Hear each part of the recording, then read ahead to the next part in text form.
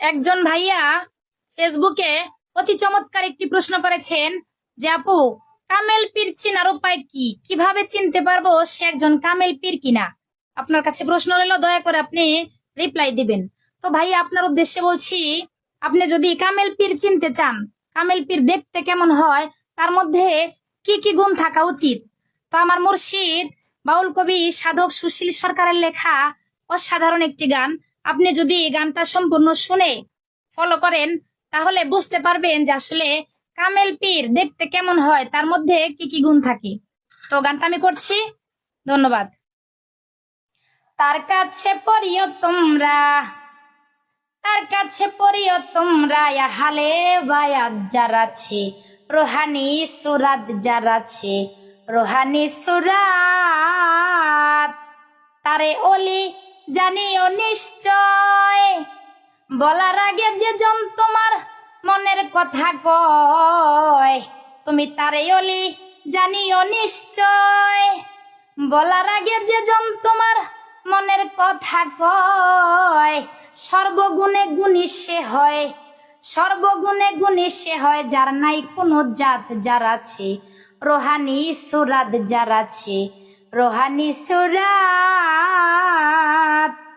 কামেল পীরের মরণ নাই সত্য, যার কথা শুনিলে ভক্তের মন হয় পবিত্র। কামেল পীরের মরণ নাই সত্য, যার কথা শুনিলে ভক্তের মন হয় পবিত্র। সেই তো শুধু জানে মাত্র, সেই তো শুধু জানে মাত্র, মৌলার সুসংবাদ যার আছে, রোহানি সুরাত যার আছে, রোহানি সুরাত। যার আছে এই রোহানি শক্তি, যারে দেখা মাত্র আসে হৃদয়ে ভক্তি। যার আছে এই রোহানি শক্তি, যারে দেখা মাত্র আসে হৃদয়ে ভক্তি।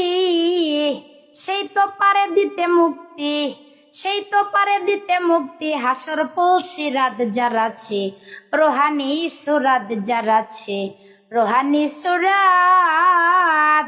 ধর মুর্শিদ করো ইবাদত, যারে দেখলে মনে হয় সে নূরে মুহাম্মদ। ধর মুর্শিদ করো ইবাদত, যারে দেখলে মনে হয় সে নূরে মুহাম্মদ। সাধক সুশীল কয় তার করো খেজমত, বাবা সুশীল কয় তার করো খেজমত, বসে দিবা রাত যার আছে, রোহানি সুরাত যার আছে, রোহানি সুরাত। তার কাছে পড়িও তোমরা, তার কাছে পড়িও তোমরা হালে বায়াত যার আছে, রোহানি সুরাত যার আছে, রোহানি সুরাত।